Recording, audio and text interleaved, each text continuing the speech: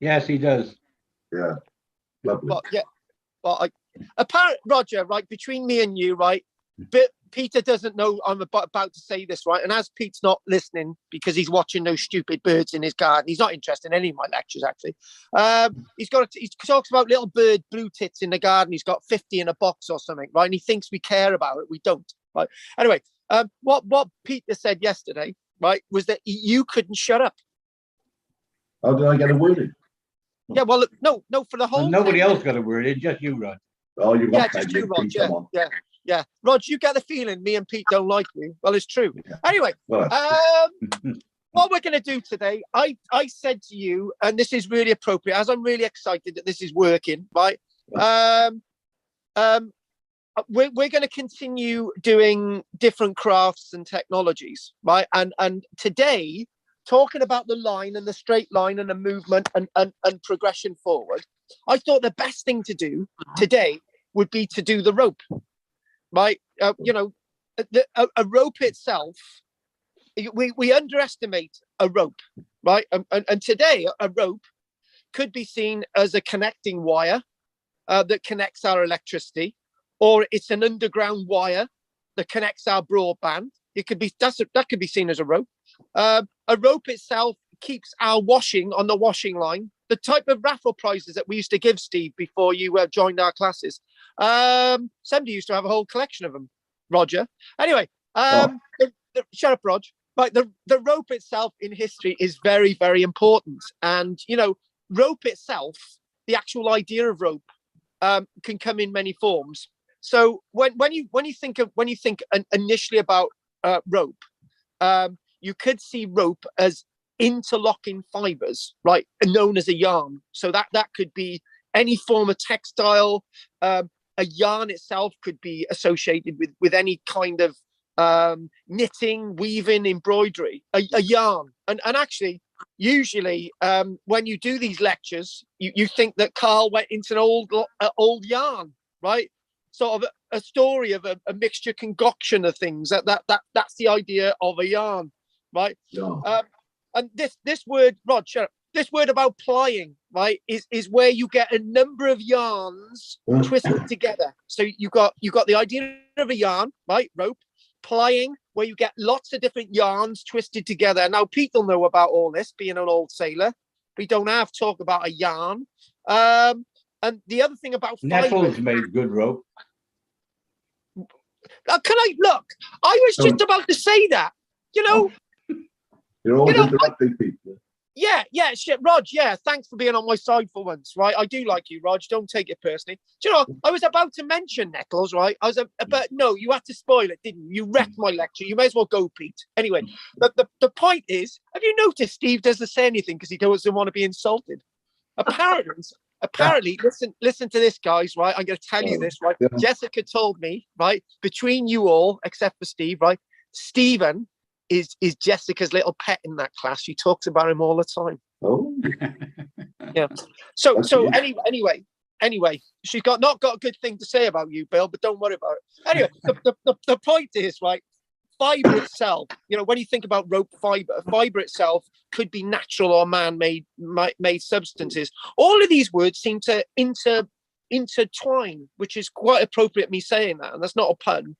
And all these things in many different forms are twisted together, right? And actually, strangely enough, if I can actually get it, where is it? Oh, yeah. Look, hang on, guys. I'll just show you this. Right, this itself. Look at this here. This is an old Viking. Oh God, thingamabob. Yes.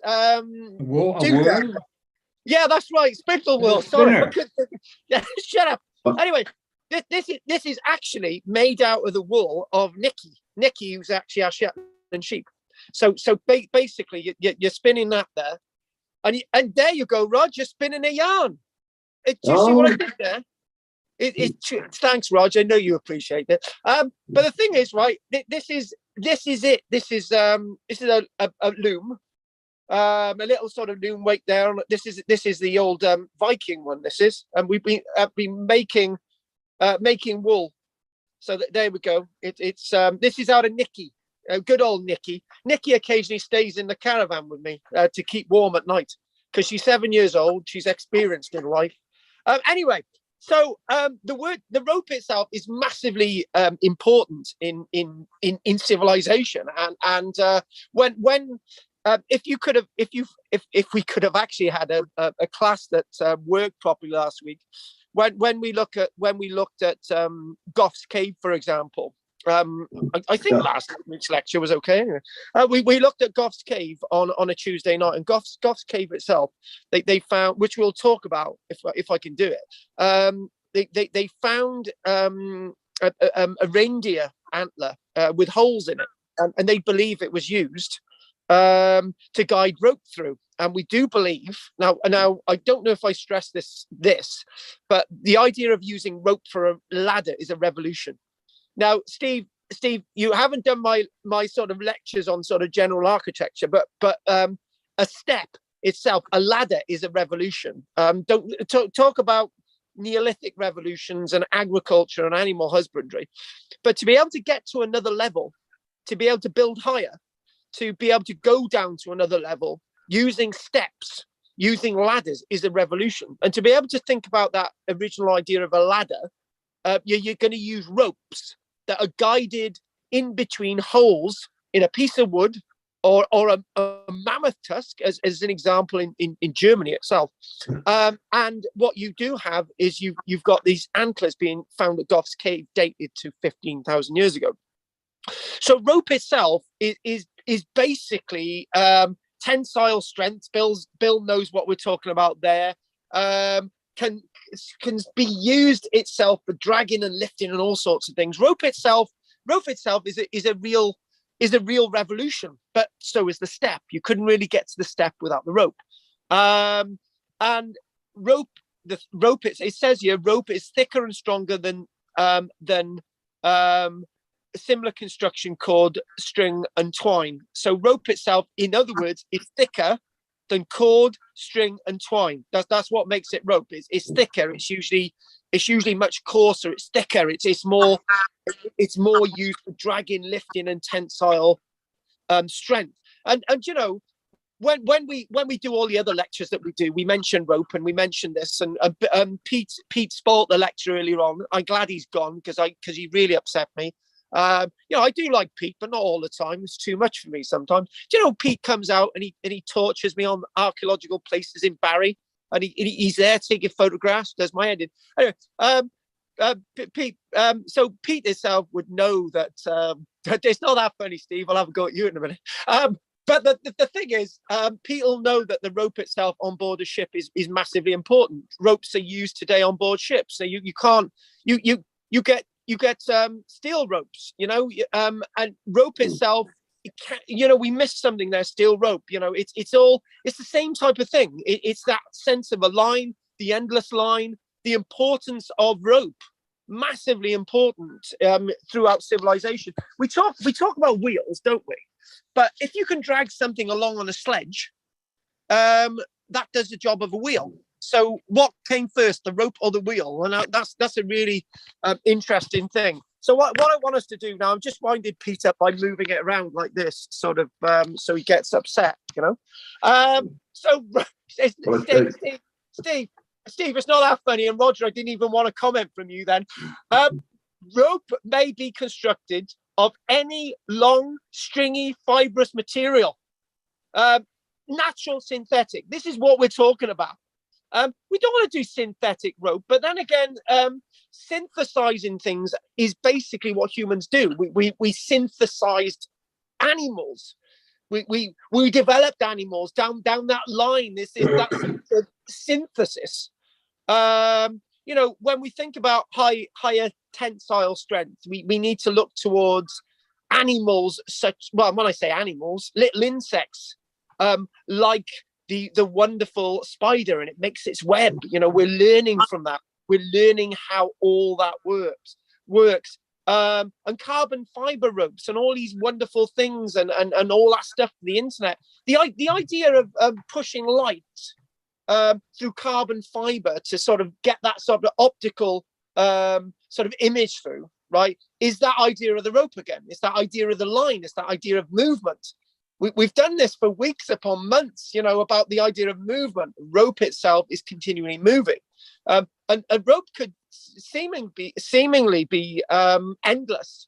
You know, I know it's wire, and I'm using the word rope very liberally, and rope is not electrical wiring, but the concept is the same thing. It carries something, it moves something. Yeah, copper wire moves a story, moves something. It's the same as the idea of the rope. So this is what we're doing. So when now, Pete, right? This is when I can say, Pete, watch my words, right? You jump in with that word you used earlier on, okay? Common natural fibers for rope are. Oh, you can have nettle, cider. Well, that's it. Okay, glass. fine. No, shut up. Thank you. Good. Nettles, right? Now, this is really unusual, right? Not that funny, Pete. This is really unusual. So you know, when we actually see nettle being made into garments, nettle fibers being made into garments, which is quite strange. And it's, you know, we've around here, right? We're dominated by gorse. There's, you know, we've got gorse flowers, we've got gorse hedges. Everything is gorse. Now, if you get the suppleness of the gorse, you can pound that and make it into fiber. And if you can make things into fiber, you can make it into rope. You can nettle fiber itself when it's supple, when it's fairly flat for fresh, obviously not straight as it's grown. It needs a couple of weeks there. But if you pound it, if you bang it, and you get all those fibers and you join them together, right, you can make your rope. Right, this is very important. What and the other thing as well is what degrades quickly is this evidence. So if you're making, for example, if you're making a rope out of nettles fiber, in the archaeology, nothing's going to be left behind. But we have found garments made of nettle fiber, which obviously that's going to then go on to rope itself. So you get the idea of manila paper, manila hemp being used to create paper, but also manila itself, the fiber itself is quite hardy, and that's known to be used into rope, as hemp itself is used to create rope. So obviously with the cannabis plant, right, after me and Pete have been taking a few puffs of the cannabis, right, which we do on a regular basis when we meet down in the docks in Barry, and we wonder why we're there, right? And the point is, you've got the leaves on a cannabis plant, right? What else are you going to use it for? You've got all these stems, right? So the biocomponents of those stems, you can use, and interesting enough, this is really massive, right? This is really massive. The evidence tells us that hemp itself, along with bamboo, are the fastest growing floral organisms on the planet, and this is why, you know, people can grow ganja in the attic, and you know, this is why you get people seeing that they can make a quick product out of marijuana, right? But the stems themselves are important to us. Well, I know we want to go smoke with the marijuana. That's what's going to happen in the Lanswick Major class when I give the lecture in a couple of months' time. We're gonna have a few puffs in a round room. We're gonna hand it around. Steve's up for it. Kathy's up for it. We just won't tell anyone else. But anyway, so the fiber itself from the stems, right, is something that we associate being used. Wait for it. The first rope, the first fiber that we see being used dates back to 50,000 years ago. 50,000 years ago, and that's hemp. So we might get very excited about hemp today, and I know I've overdone the drug bit there, but hemp itself is used in paper, is used in textiles, clothing, biodegradable plastics. Lots of the biodegradable plastics that you get in sort of Tesco's and so on is made of hemp. Paint, insulation, it's made into insulation, biofuel, food, animal feed. So in other words, we've gone off into too much there. But what I wanted to say is hemp is massively useful when we're talking about rope. So other fibers that can be used into rope, you would think of cotton. We've got the likes of linen. We got the likes of jute, straw itself made into rope. This is a really interesting one. Straw being made into rope. Pete, I don't know if you've come across straw ropes. Have you? Only to wrap around a sheaf of corn. Yeah, but no. If you've ever been into some of these, I don't know if they've got any at St. Fagans, but you get really thick straw ropes, and they are really thick. They're really strong ropes. Yeah. Obviously, you're not going to pull a wagon with it, Pete, but it's it's going to be quite you never made rope from straw to pull iron wagons and stuff. You used it to use other things, but straw itself a massive component in that sort of idea of rope manufacture. When we think about linen, we always think about sort of everyday clothing. We think about linen textile.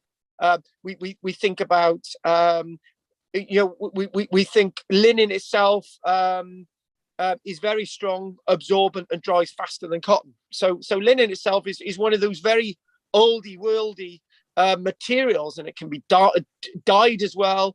We look at the idea of rope. Again, this big question is what came first for traction, the rope or the wheel? Because if you've got a sledge, you can just drag the sledge with rope. Yeah. Did what came first? And I gotta be honest with you. If you're using a sledge to drag something across sand or mud, it works a lot better than wheels. It really, really does. And in the winter months here, we've got a little sledge, which we were going to use for snow. I never used it. So you can pull a hay bale from one end of the field to the next. But if you've got a wheelbarrow, it takes a lot longer.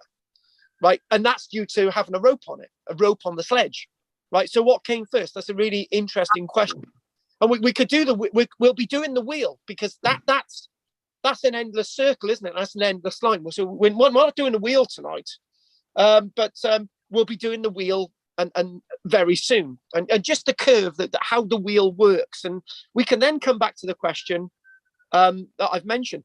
When we think about linen being used in the manufacture of rope and for normal everyday materials, what linen itself comes from wild flax, and what we've got is records from Mesopotamia and ancient Egypt, thousands of years ago, 4,000-5,000 years ago. The linen itself is mentioned in the Bible, but we know that linen for rope and other uses goes back 30,000 years. So that's the next one. Linen massively important in rope manufacture. And when we come to cotton, there's another one. We always think about cotton as being cotton isn't in many ways the most ancient of fabrics, and the use of compared to linen, 30,000. So the use of cotton for fabric is known to date to prehistoric times, but how far back we don't know. We see that cotton itself is being utilized in the Indus Valley up to 6,000 years ago. We all know where the Indus Valley is. It's basically between Iran and modern day India, right? That's the Indus Valley there. Indus Valley, that's as far as Alexander the Great got in around 330-ish BC, or just give or take a few years. And the interesting thing as well is when you think about cotton is quite a leveler, because cotton is seen to be used in, we're not going to say Australia, we're going to say Peru. Linen is seen to be used, not linen, cotton. Start again. Sorry, I'm talking about cotton. Cotton is seen to be used in Peru 8,000 years ago. Cotton. So cotton in the Indus Valley, cotton in the Indus Valley 6,000 years ago. Cotton being used in Peru between 6,000 and 8,000 years ago. Massively important. So over these thousands of years, 6,000, 7,000, 8,000 years, they're being used in places of the world which are thousands of miles apart. And if you go to those dates again, Indus Valley 6,000, Peru 8,000 to 6,000 years ago, there's no idea that that people are going to be moving the technology between the two peoples, because it's just not possible, right? People have discovered cotton at the same time, and they're utilizing cotton at the same time. Natural fiber, cotton itself is more of a favorable material in sort of normal clothing, but you wouldn't usually associate it with the likes of rope, but it's massive in the world of rope. And then the big question is, do you know, I've given you two questions, haven't I? The first question was, what came first, the wheel or rope traction, right? The other question is, what came first, a garment of clothing made of hemp, linen, cotton, or nettles, or rope? You might say, "Oh, Carl, you're talking nonsense. Of course, it's going to be used for clothing, right?"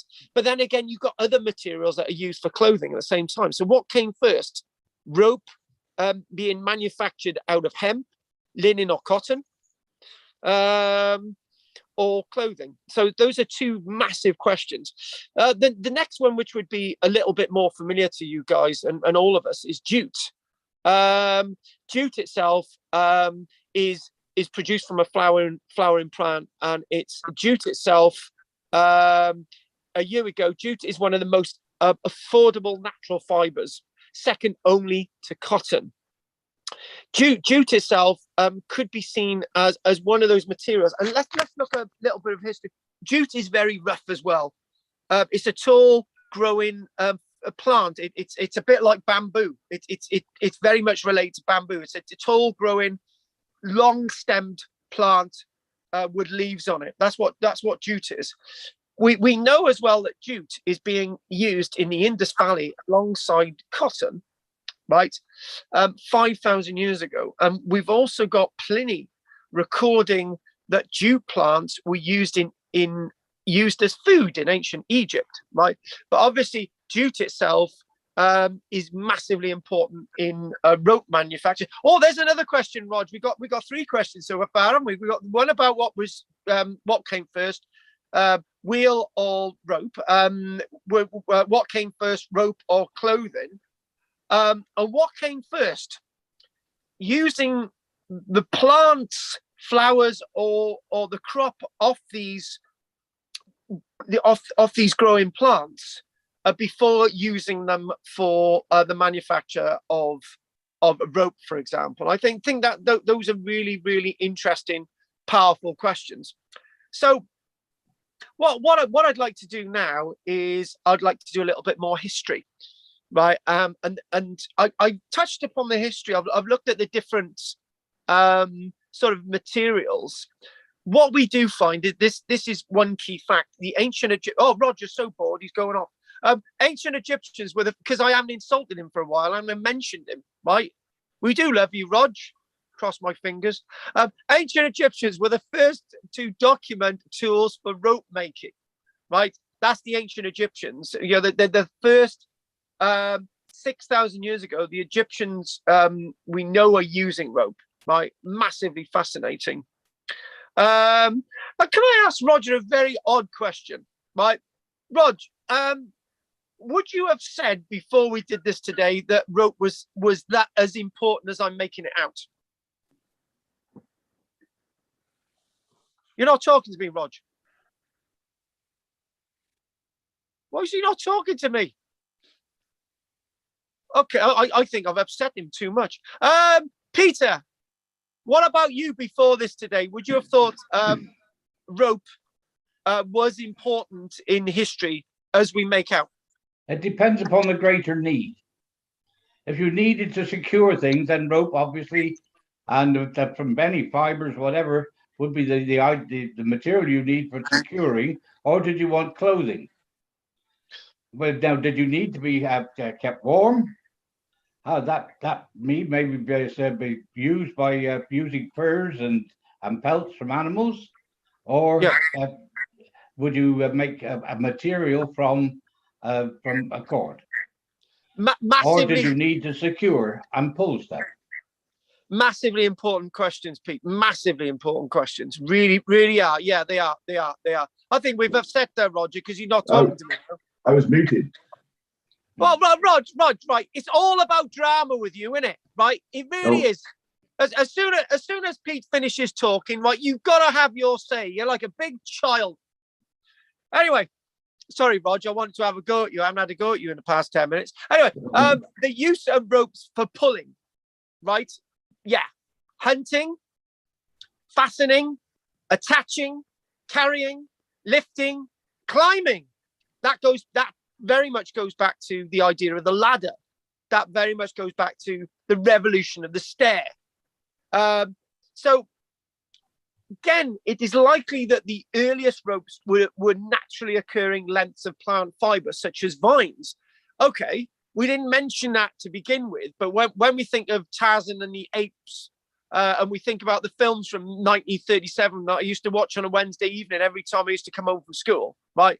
You used to see them swinging on vines. And I don't know if you tried to swing on a vine, it never seems to go right. You go on your ass every single time. But when you think about it, that if you intertwine the vines, they could be very, very powerful. As long as you get soft vines and they're supple enough, and you can interwind them, you can twist them, and obviously natural vines. So people had an idea that you could pull things that it would have been a natural thing, very, very natural. And obviously, if we want to get cocky, we could turn around and say that then they thought about the idea, as I've mentioned, about twisting and braiding strands together to form the first proper ropes in the modern sense of the word. Now, when you think about it, this sort of loom weight, this sort of hand loom here, this itself, all of these fibers here, were taken off as clumps, and they've been twisted together, and that creates one cord. That creates one unbreakable cord. And it's quite amazing that this all twists together. This is actually Shetland sheep. So it really all twists together really nice.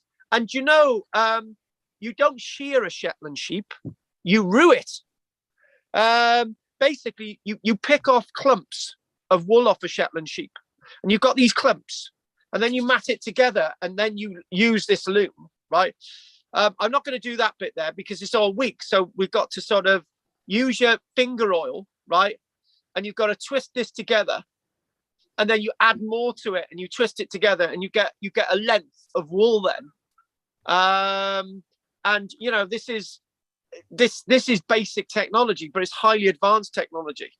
It would have taken people a long time to realize that you can do this, or did it take a long time, right? Because in many ways, what we're saying here is that we're thinking, well, in absence of evidence that this technology took a while to actually come to us. We don't know. So really interesting. If you look at when wool, sort of making yarn out of wool, I've seen rope made out of wool, right? So we're not backing off my head here. So this is a right thing to use, but it's going to be a very thick wool. But when you get a very thick length of wool, it's going to be really, really strong, right? Because there's yarn braided or twisted into yarn length after length, and it's going to be really, really strong. So the earliest evidence of true rope making is a very small fragment of 3-ply cord, right? This is interesting. Okay, a 3-ply cord dating back 50,000 years ago. Which of our ancestors made this 3-ply cord? It was Neanderthals again. So in other words, on that list of inventions given to us by our ancestors, rope is on the Neanderthal list again. So when anyone sparks off on me and says, oh, the Neanderthals become completely extinct, and then we talk about the DNA, they're talking out of their hat. The Neanderthals were always more advanced than us. So there was just less of them. And when they interbred, their DNA become less and less. And that's basically what it is. So we got rope from Neanderthals, which is very, very important. So The next thing that we have is something, and again, if you didn't hear it when we did Goff's Cave, I mentioned that at Goff's Cave, they found a 15,000-year-old object that was a reindeer antler. 15,000-year-old object, reindeer antler. And there were holes in it. Basically sort of with twisted spiral incisions into these holes. And they feel that object that they found, we'll talk about that in a minute, because I did one other I want to do, this in Germany. That may be evidence of rope making, or maybe evidence of a ladder, right? So this is rather interesting. So we will again, folks. We've got our wheels, we've got our steps, we've got our ladder.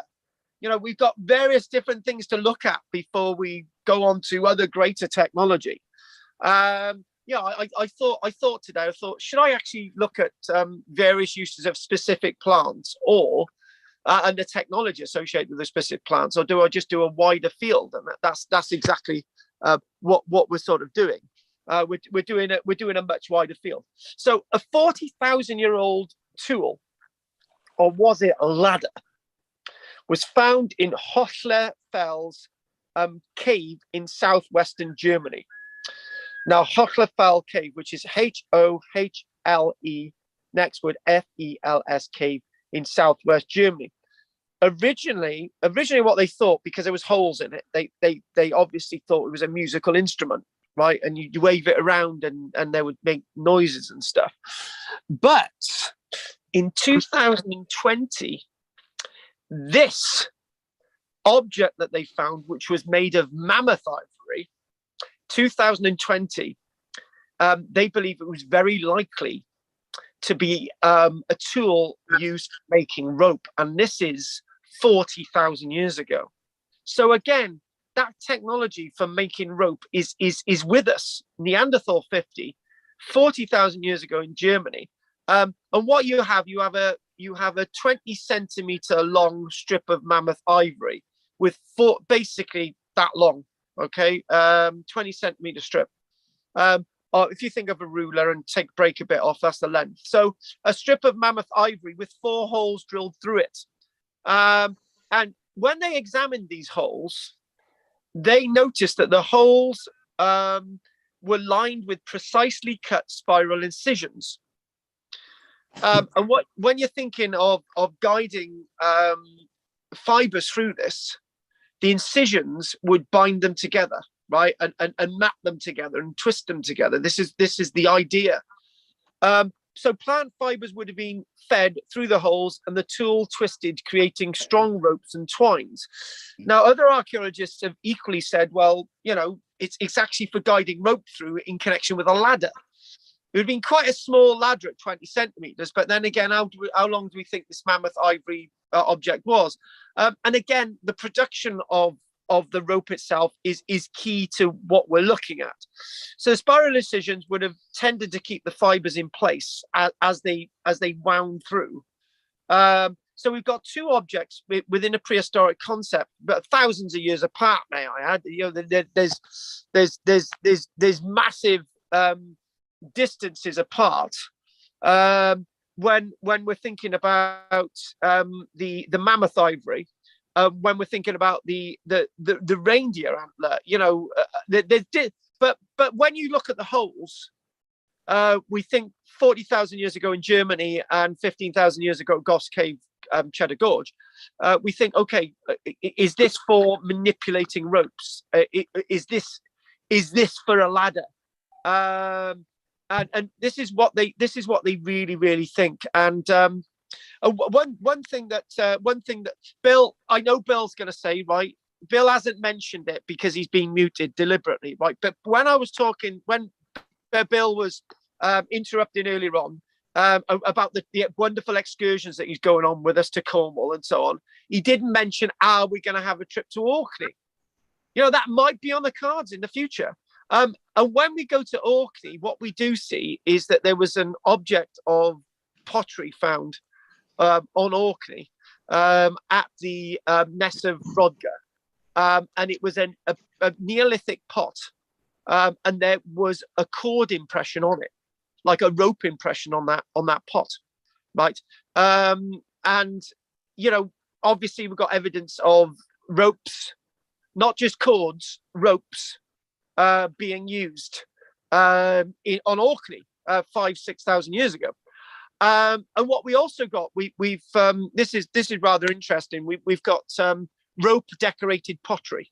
So what they would do, they would take fibers, and they would twist them together as we've been describing with rope, and then they would wrap that around a pot, and it would give it some design. So what we get rope impressions on pots, and this is not just the odd example on Orkney. It's quite widespread throughout civilization. Impressions of cord on pot. It's very important. Impressions of cordage. That's what it's called. Cordaged fired clay pottery. Cordage fired clay pottery. Evidence of string and rope making technology in Europe. This is so. What we do see is obviously as we start to see pottery coming in, proper fired pottery in a British context, no earlier than about 8,000 years ago, more like 6,000 years ago. Right. What we do see accidental now, is that we've got bits of clay that have been seemingly accidentally fired or deliberately fired with impressions of rope impressions, cord impressions on them, dating back to 15,000 years ago. So let me repeat that. Fragments of probably 2-ply laid rope of about 7 millimeters in diameter, so that's 1/4 of an inch, were found in one of the caves at Lascaux, dating to 15,000 years ago. And what we do find is evidence in Europe of impressions of rope, of impressions dating back to 28,000 years ago on fired clay. We can't call it pottery. I'm fired clay dating back 28,000 years in Europe. So when we think about all this, when we think about all this, we're going to complete this little bit because we started late, and it's only as Anne and Pat turned up for Jessica's class at this minute, so that's fine.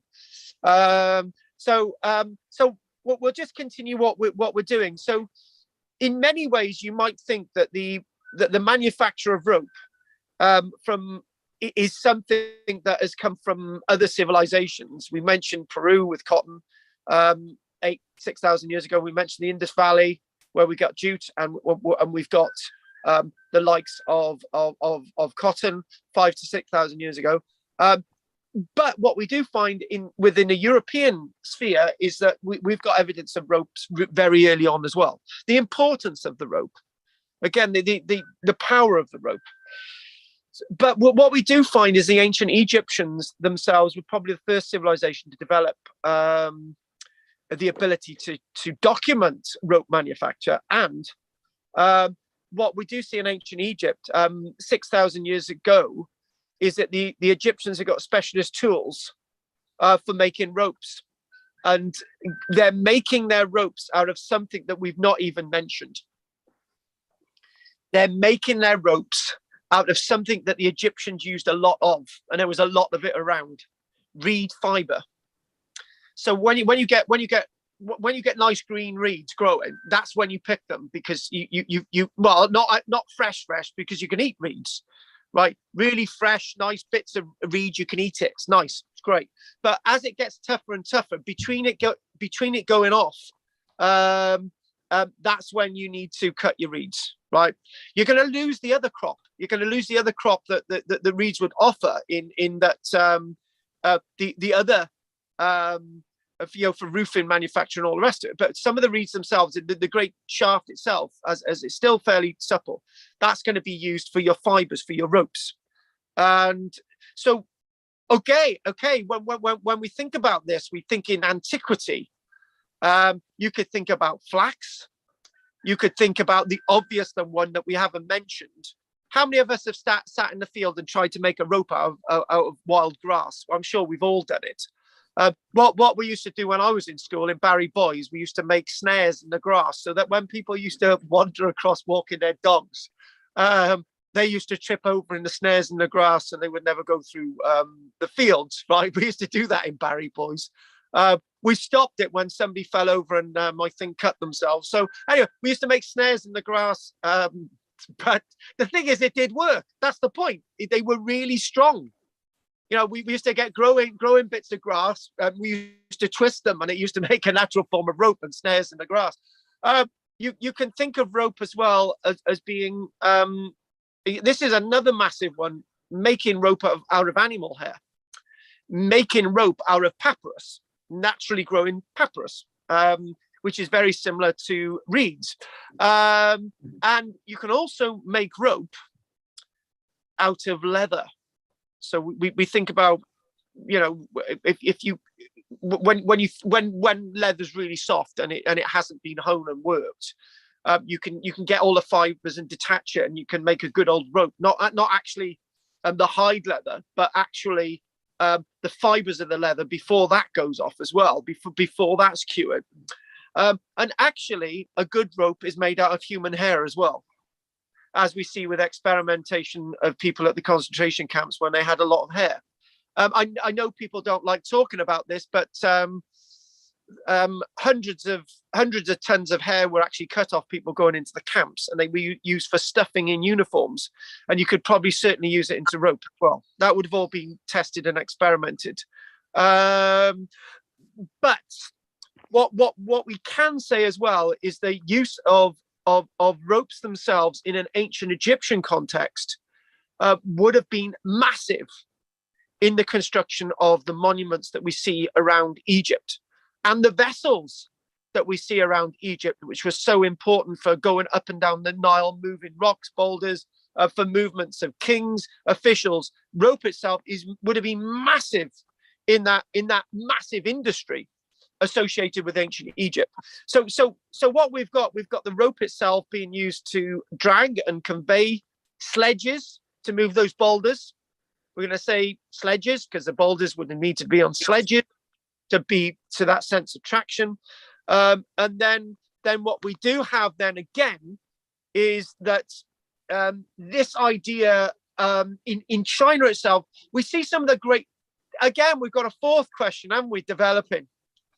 Have the great civilizations on the planet got access to a high degree of rope manufacture? The Indus Valley, that's a massive one. The ancient Egyptian civilization, that's a massive one. We see evidence of rope manufacture in Orkney, obviously stone civilization in Orkney. So is rope a preemptive piece of evidence to show us that civilization is going to go places, that you can have a great civilization? So there you go. Rope is instrumental. What we do see nearly 5,000 years ago, hemp fiber ropes are being used in China. So that's going to be another growing massive civilization. We mentioned China there. So again, a huge civilization there. Rope and the craft of rope making spread throughout Asia, India, and Europe over the next several thousand years. But then again, that word spread means that it's diffused from somewhere. We've already got the evidence to say that rope itself is being manufactured in Peru. Use the word manufactured lightly, or do we? Because and then rope itself is being manufactured at the same time in Indus Valley. So it would be good to mention that I am well aware I'm into Jessica's class at this minute, but what I'm going to do, I'm going to spend a couple more minutes because we started late. We managed to crack the technology tonight. Just as I announced, we've got a brand new piece of technology. However, what we've got is rope itself. When you think about the construction of castles in Europe, you've got the idea of rope walks, twisted ropes to get from across one valley to the next, which is probably you know, that's where we get the idea of cable length. You know, the idea of rope walks. Listen to this. Let's read this. So we've got rope walks. And we've got the rope itself the length, the cable length. Okay, the cable length, the set, the length when you could go whole lengths from one place to another. Long lengths of rope. This is massively important. This is what we're seeing. Leonardo da Vinci drew sketches of a concept of a rope making machine. Leonardo with this sort of Renaissance. We're talking about 1700s. We're talking about before that as well, when we got this sort of concept of using rope to go across distances and so on. Leonardo da Vinci drew sketches of a concept for a rope making machine. So Leonardo invented a design for a tank, a submarine, a rope making machine. Amazing, isn't it? But that was never built. Remarkable feats of construction were accomplished using rope and without advanced technology. For example, in 1586, we're getting to the end now. 1586, there was something known as the D'Amico Fontana was erected. A 327-ton obelisk on Rome's St. Peter's Square. And this obelisk was erected, 327-ton obelisk, 300 in St. Peter's Square, right? The D'Amico Fontana erected is sort of wonderful work in St. Peter's Square, again. It needed 900 men, 75 horses, and a countless pulley system with hundreds, if not thousands of meters of rope to erect this obelisk at St. Peter's Square in 1586. They were able to do this still back then, and rope manufacture is a big thing today, and it's very important to society, and it will be for a very, very long time. So again, that line, you couldn't get anything better than a rope, a twisted line, an advanced movement forward. So what we're going to do now is, my God, that worked really well. Steve, did you enjoy that tonight? I did actually, Carl. It was very good, very interesting. And it worked perfectly well, didn't it? It seemed to. It seemed to go once we cracked the use of the non-use of the mobile telephone. Fabulous. Yeah. Shut up. You couldn't use it. You couldn't work it. It was your fault, right? It wasn't my fault. You failed me, Stephen. It's on you. By the way, Stephen, I got to teach you tomorrow, haven't I? Oh, I'm going to give you stick. Oh, great. Good. Don't, Roger, shut up. I didn't even ask your opinion. Right. Pete, anything you want to say? No, it's all good. But you showed that spinning device you used at the beginning. Yeah, so with this hat, it was entirely used by wool spun in the same way. And one of our members, she does spinning and weaving. And she spins all her wool on one of those machines and then knits the various bits. And as you can see, it's a very nice, nicely woven piece of knitted piece of. Oh, that's a great pick. That demonstrates it, doesn't it? You know, it's just simple technology, but you can do wonderful things with it. You can. Well, it's so simple that if Pete got cold, you can make a jumper with it. You can make gloves with it. You can make a hat with it. You can make trousers with it. You can even make boots with it. You know, all the same principle as making that yarn to make rope is the same that we talk about making clothes. Yes, exactly. Yep. So, right, who have we got next? We got Richard, who doesn't usually say anything. Richard hasn't got to say anything because he knows it all. That's Rich. Rich, anything you want to say, Rich? No, not really. I haven't made a lot of rope lately, so it's not something I've done a lot of. It's too good for you, isn't it, Rich? You go out and buy it. Yeah, you go. Because really, it's an interesting subject. And... Cool. When I was over in Jersey, I went to that place which I sent the videos to you, Carl. Yes. And there, that building was constructed with nettle cord. Wow. Yep, they'd actually made cord from nettle to build that building. Do you know what? If you set your mind to it, you can do anything. And this is civilization. This is civilization. Yeah. Well, in fact, when you think about it, right, the humble nettle You can eat it. You can feed animals with it. You can drink it. You can make it into clothing. Tell you what, if you've got enough, you can make a house out of it. So if you've got enough nettles, it needs a lot of bloody nettles, by the way. But you know, you could do quite a lot. You've got to grasp the nettle firmly. Yes. Like a good woman, Pete. And in our case recently, they've just got out of our grasp, but we'll keep trying, Pete. Don't worry. You and I, because me and what it is, guys, right? Not to let me and Pete go to dodgy bits of docks around Barry, right? And we hang about waiting for women to approach us, right? Whilst we're off our heads smoking marijuana. It hasn't happened yet. It hasn't happened yet. We did see a woman the other day, but it was a guy in drag. So I said, you can have that one, Pete. We just both drove off. Right, Roger, Dirty Roger, anything you'd like? Roger's right up to, but Roger's got a woman, so we can't say anymore. Roger, anything you want to say? Very interesting, all of it. There was one thing, remember, I think they actually used silk in the wartime, parachute bombs. Yes. I don't know if that's true, but that's an unusual one. It seems very expensive. What could have been used elsewhere? I don't know if that's right. Parachutes were made of silk. Yes, you're quite correct. What about the cord, Pete? Because I remember seeing a remnant from a German bomb, landmine, something, where the cord, I don't know if it was actually the cord, it's quite a thick, plaited type of. Yes. Strange. I thought, well, why silk? Yeah, well, put it this way, why not? Why can't you use silk? Silk is a very strong material. Yeah, it's more expensive. That's one question. Well, the thing is, Rog, can I let you into a little? There was in Barry, right? They were gonna, you know the fastening blocks that they use for rails. Yeah.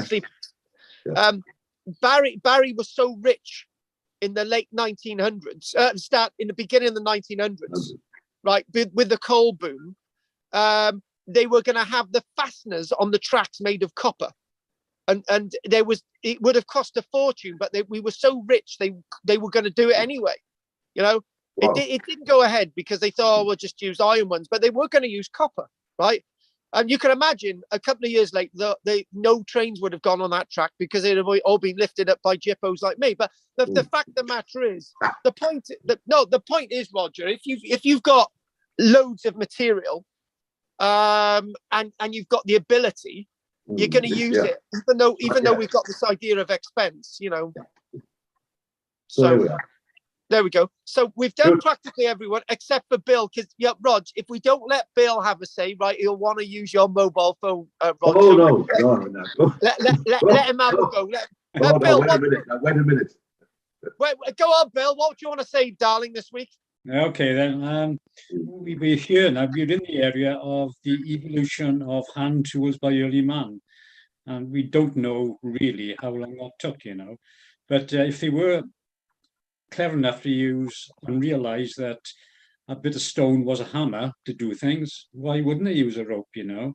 And what plants were available in those times of the Neanderthals 50,000 years ago? If hemp wasn't growing there or jute wasn't, there would be other things, other plants where they could do that sort of thing to help them to haul things up and down, etc. Why not? We always underestimated intelligence.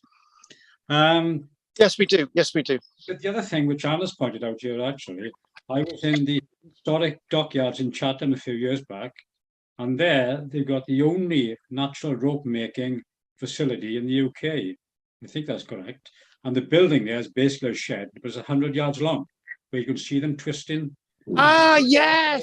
It's actually, if you're down that way, and they're still making it commercially as well. So if you're ever in that area with Chatham, go and visit the dockyards. It's a fascinating place to go. And similar place at Cogan. The what? There was a similar place at Cogan when you went past on the train. A very, very long, low shed where they made rope. Oh, wow, that's what it is. Yep. So in other words, Bridgeport and Chatham, which Anne mentioned, and I we'll have to finish a minute because Jess needs to crack on in a sec. But yeah, you do need a long building to make rope, don't you? You need to very long. The Chatham one is 100 yards long. It's absolutely huge. Yeah. In fact, they use roller skates. They use roller skates to go up and down, you know, do the things. Oh, wicked! You keep you healthy, Bill. Yeah. I wondered what you've been doing most of your life. You've been on the old roller skates. There we are. So, okay then. Well, I got to admit, right, this has gone really well this evening. I've managed to insult Bill, Richard, Stephen, Roger, and Peter all at the same time. So that's really good. I'm happy with that. I've got my gob on me now, so that's really worked today. So onwards and upwards for next Wednesday. Problem solved. And Well, next hang on, Carl. Can you guarantee there'll be no technical problems next week? Bill. Yes, yes. Come on. Bill, yes, Bill. No. If you didn't Yes. listen at the beginning, right? I heard about your phone. Yeah, that doesn't mean you can guarantee we start on time because of technical problems. Or can I Anyway. use the excuse I'm using new technology and that's why I'm late? Can I? You can try. No. Maybe you should contact someone a half hour before to make sure the link is there. Oh yes, Bill, you're usually on. I'll do that next week. So Bill, you sign in. See, Bill's done it now. Bill, sign in next week Wednesday at 5:30, and I'll write it in, and we'll test you out. Okay. No. The things I do for you lads, really. The things I do. Well done, Bill. No, Bill, you don't do it for the lads. You do it for me. Get it straight. Get the facts straight. Good. Okay then. Hang on. Dorothy and I are going to be in the Cabo Roche tomorrow. Fab.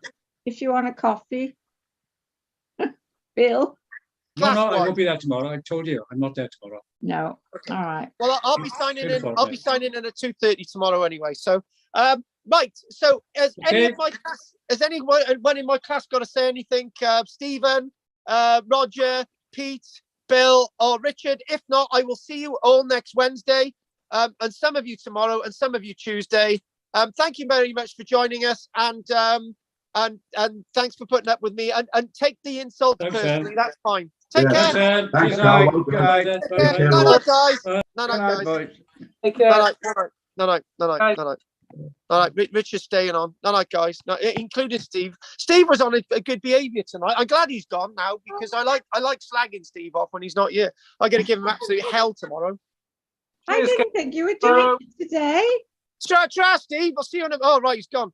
What do you mean you didn't think I was doing today? I didn't think Jess was doing it tonight. Well, doing it tonight. It's just tomorrow until Saturday. I'm not available. All right. Okay.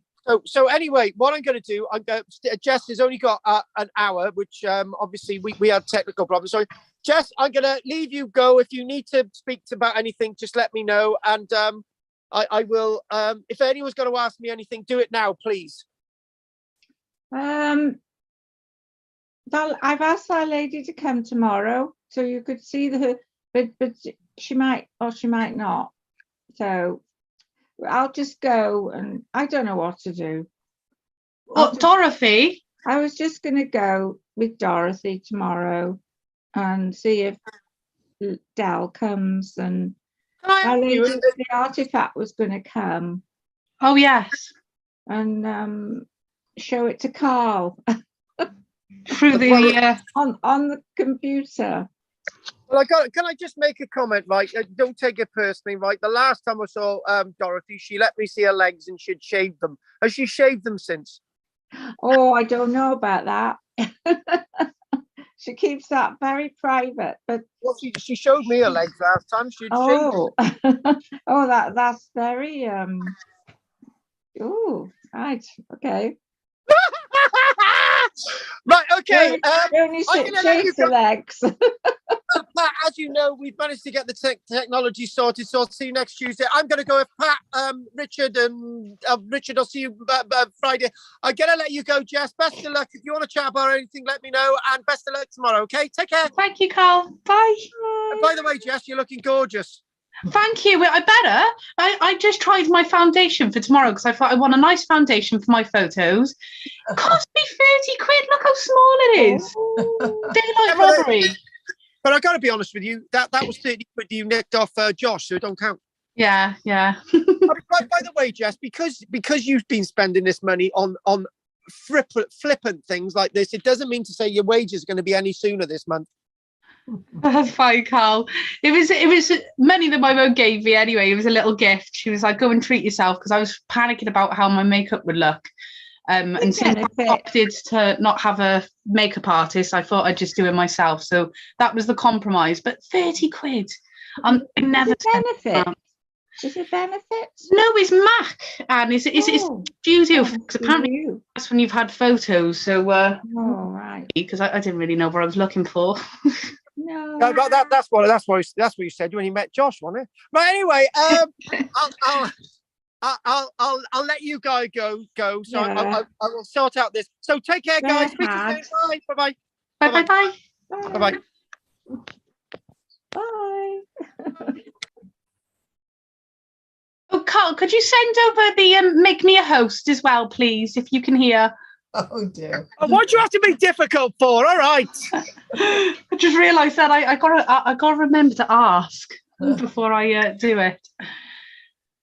There's a song. Thank you very much, Carl. It's my pleasure. Don't worry about it. It's fine. I'll just labour in the background. I'll see you soon, guys. Take care.